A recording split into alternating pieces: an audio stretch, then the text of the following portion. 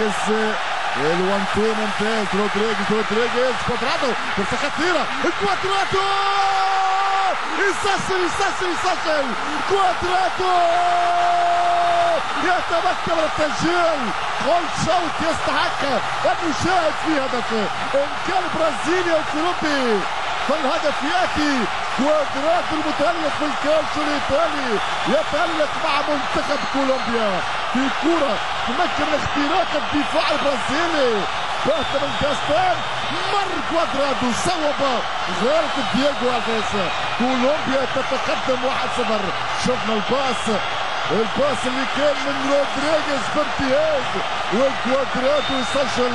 كولومبيا تتقدم على حساب البرازيل 1-0. شوفوا الإعادة من جديد. يسأل الحارس دييغو الفيس على الهدف اللي دخل النار، لكن ايضا يحسب لكوادرادو اللاعب اللي سحب الانطلاقات الرائعه، سحب المجهود السخيف، امكانيات كبيره لهذا اللاعب.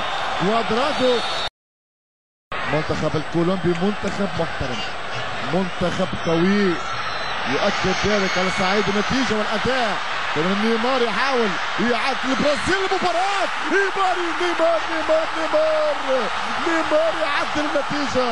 هو النجم الوعد، هو نيمار. أبواب أوروبا مفتوحة لهذا النجم.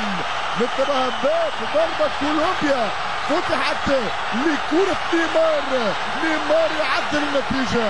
نيمار الهدف اللي سجله على طريقة روماريو، على طريقة الظاهرة رونالدو. والآن اسم جديد في سماء الكرة البرازيلية اسمه نيمار.